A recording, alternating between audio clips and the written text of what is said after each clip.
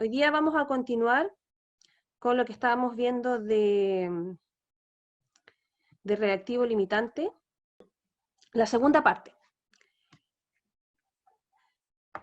Entonces, la semana pasada vamos a retomar. Habíamos visto el concepto reactivo limitante con nuestra analogía del queque, para entender qué es el reactivo limitante. Y habíamos definido que el reactivo limitante era aquel reactante, porque que está en el lado izquierdo de la reacción, que se consume en primer lugar. Y ese reactivo es el que va a determinar la cantidad total que yo puedo generar de producto.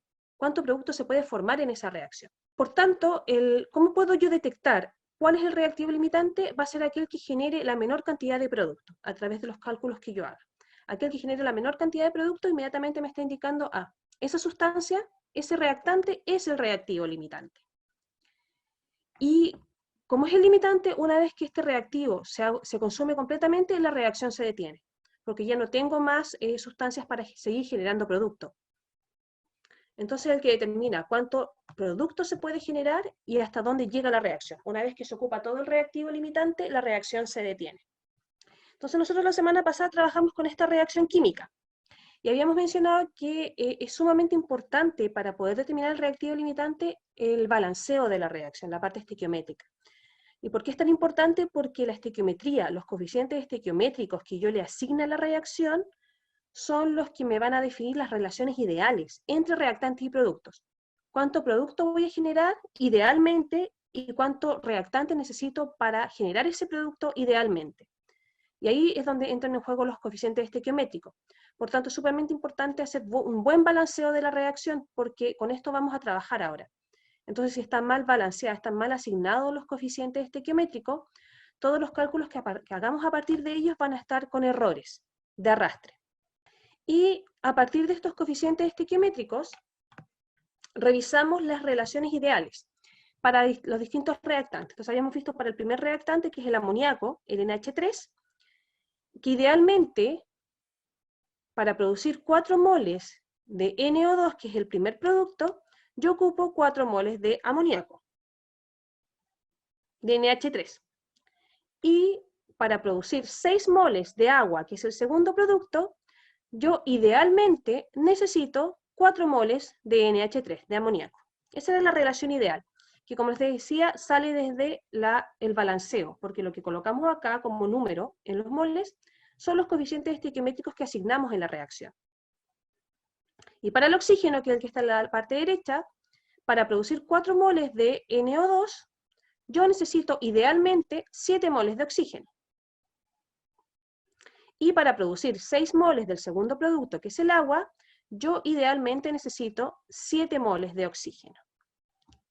Entonces, lo que había quedado como ejercicio en la clase anterior era simplemente hacer el balanceo y establecer las relaciones ideales entre reactantes y productos. Pero yo lo que quiero a partir de esto es determinar el reactivo limitante. Entonces, ¿cómo lo hago? Para esto yo les tengo que dar información de masa de los distintos reactantes que forman parte de mi reacción. Entonces, en este caso vamos a seguir trabajando con la misma reacción que ya empezamos en la clase anterior. Y para determinar el reactivo limitante, yo les estoy diciendo en este ejercicio que tenemos 65 gramos de amoníaco, de NH3, y 132 gramos de oxígeno molecular, O2. Entonces, con la reacción y con estos datos de masa, uno debe ser capaz de determinar cuál es el reactivo limitante. Pero hay que ir haciéndolo paso a paso. ¿Y cuáles son esos pasos? Nosotros ya hicimos el primero. Ya balanceamos la reacción y a partir de ese balanceo definimos, ¿cierto?, las relaciones ideales, que son estas que están acá. Estos cocientes que me permiten expresar, ¿cierto?, la relación ideal. ¿Cuánto producto genero y cuánto reactante necesito para ese objetivo, idealmente?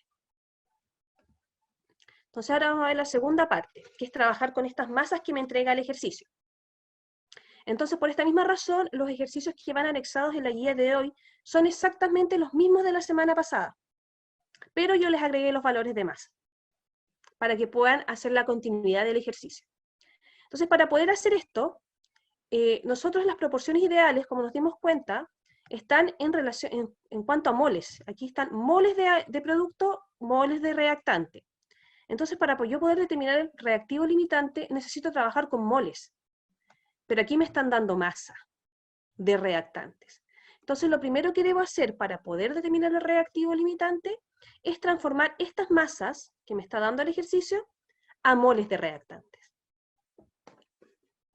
que son cálculos que nosotros ya repasamos anteriormente, de aquí van entendiendo por qué había que repasarlos. Entonces, vamos a empezar trabajando con el amoníaco, el NH3. Primera instancia, solo el NH3.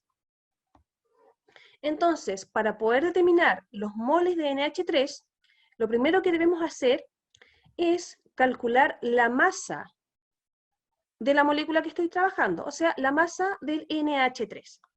Entonces, para eso, tenemos que buscar en la tabla periódica cuál es la masa del nitrógeno, que yo anoté aquí, 14 gramos, y la del hidrógeno, 1 gramo, que son los átomos que forman parte, los elementos que forman parte de esta molécula.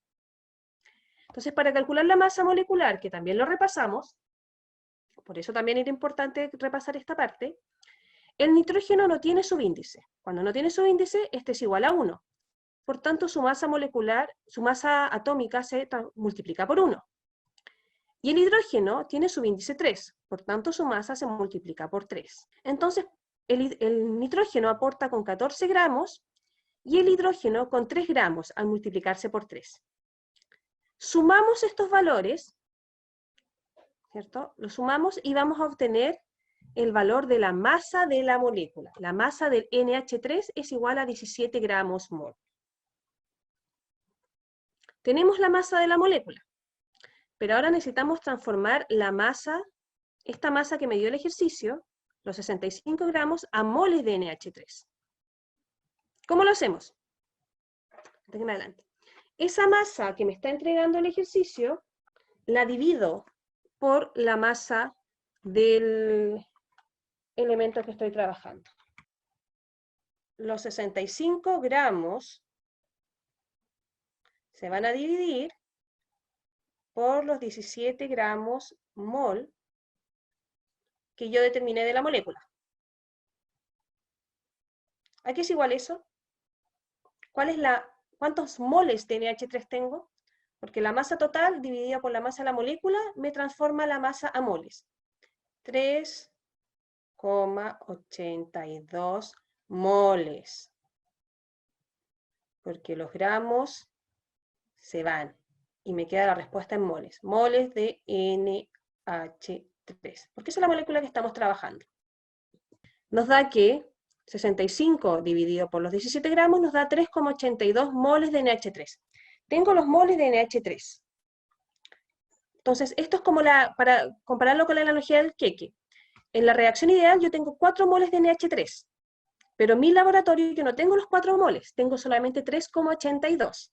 Esa es mi cantidad real. Y con eso vamos a determinar cuál es el reactivo limitante. Ahora tenemos que trabajar con el oxígeno. Y para el oxígeno, la masa es 15,99.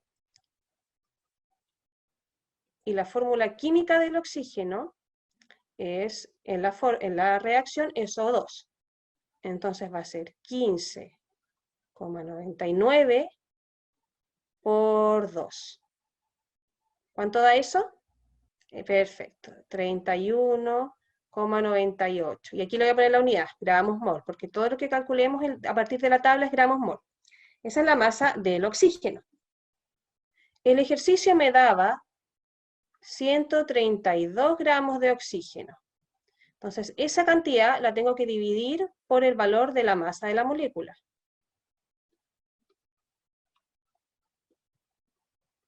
Entonces, la masa total la divido por la masa de la molécula para transformarlo en moles. ¿Y eso cuánto da? Sí, muy bien. 4,12 moles de O2. Eso es lo que yo tengo en realidad. La relación ideal, que es la de la reacción, me dice que yo tengo 7 moles idealmente, pero yo en realidad no tengo esa cantidad, sino que tengo 4,12 moles. Con eso es con lo que tengo que trabajar. Aquí tenemos los 132 gramos de oxígeno, Lo que acabamos de hacer, el oxígeno, la masa según la tabla es 15,99, lo multiplicamos por 2, nos da 31,98, como esta es una molécula monoatómica, solo oxígeno, no hay que sumar otro valor, solo se multiplica el valor del oxígeno. Y después, para calcular los moles de oxígeno, la masa que me da el ejercicio la divido por esta masa de la molécula, y me va a entregar los moles de oxígeno que yo tengo en realidad en la reacción. Entonces volvemos a esto, que son las relaciones ideales. Pero ahora yo tengo que estas relaciones ideales, que son las que calculamos y trabajamos la semana anterior, yo tengo que contrastarlas con las cantidades reales que yo tengo, que son las que acabamos de calcular. Los 3,82 moles de nitrógeno y los 4,12 moles de oxígeno. Entonces vamos a partir con el nitrógeno. Entonces, para poder contrastar que es el nitrógeno, el NH3, esta molécula se llama amoníaco, por eso puse aquí amoníaco aquí arriba. Entonces, para poder definir cuánto producto yo voy a generar a partir de la cantidad real que tengo del reactante, que son esto que acabamos de calcular, los 3,82 moles, este valor se multiplica por la relación ideal que ya establecimos anteriormente, que es la que está acá. La relación ideal se multiplica por la cantidad de moles reales que nosotros acabamos de determinar. Para el primer producto, que es el NO2, ¿cuánto voy a producir? Entonces me queda 4 dividido por 4 es 1, y 1 por 3,82 me da 3,82. Si se fijan, vamos a tener moles de NH3 partido por moles de NH3. Esa unidad se va, y la respuesta me queda en moles de NO2, en moles de producto. Entonces yo a partir de 3,82 moles de NH3, voy a producir 3,82 moles de NO2. Eso es lo que realmente yo voy a producir con la cantidad de reactante que tengo, de amoníaco específicamente. Entonces ya contrastamos con la primera relación ideal, que era con el primer producto. Ahora vamos a contrastarlo con el segundo producto, que es el agua. La relación ideal que nosotros establecimos con el agua, que es con los coeficientes estequiométricos, es que yo idealmente produzco 6 moles de agua a partir de 4 moles de amoníaco. Entonces, esa relación ideal ahora la multiplico por la cantidad de moles que acabamos de determinar para el amoníaco, por los 3,82. Entonces, con ese resultado, con esa proporción, ¿cuánto produzco de agua ahora? Ya. Entonces, 6 dividido por 4, y ese resultado se multiplica por 3,82. Y eso nos da 5,73. Y si se fijan, pasa lo mismo que en el caso de arriba. Me va a quedar moles de amoníaco dividido por moles de amoníaco, y esa unidad se va. Y la respuesta me queda en moles de agua. ¿Qué es lo que yo tengo acá?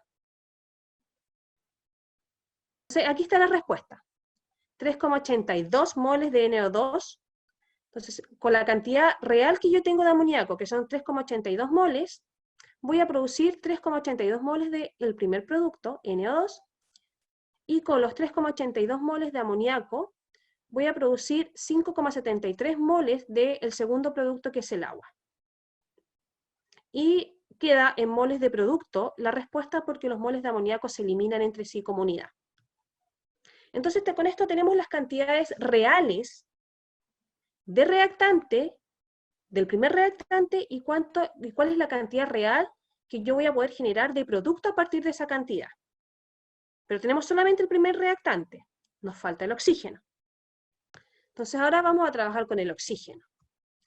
Para el oxígeno, ¿cierto? Nosotros habíamos determinado que teníamos en realidad 4,12 moles. Entonces esos 4,12 moles los tengo que contrastar con las cantidades ideales que extraemos desde la reacción, de la estequiometría de la reacción química. Entonces, a partir de la estequiometría, nosotros habíamos determinado que para producir 4 moles del primer producto, el NO2, yo ocupaba 7 moles de oxígeno. Entonces, esa relación ideal se multiplica por la cantidad real de oxígeno, que son 4,12. Entonces, con esa cantidad real de oxígeno, ¿cuánto NO2 voy a producir? Las que están respondiendo en el chat, la que me respondió por audio súper bien, 4 dividido en 7, y ese resultado inmediatamente multiplíquenlo por los 4,12, para que así no nos vayamos enredando. Nos da 2,35. Y si se fijan, aquí va a quedar moles de oxígeno partido por moles de oxígeno, entonces esa unidad se va, y la respuesta me queda en moles de producto. Entonces yo a partir de 4,12 moles de oxígeno, que es mi cantidad real, voy a producir 2,35 moles del primer producto, NO2. Ahora vamos a contrastarlo con el segundo. Idealmente nosotros habíamos establecido que para producir 6 moles de agua, requeríamos de 7 moles de oxígeno, que es lo que entrega la reacción ideal que tenemos aquí arriba. Entonces, esa relación ideal se multiplica por la cantidad real de oxígeno. Entonces, ahora, ¿cuánta agua voy a producir a partir de 4,12 moles de oxígeno? Sí, súper bien la que respondió por audio y las que están respondiendo por chat.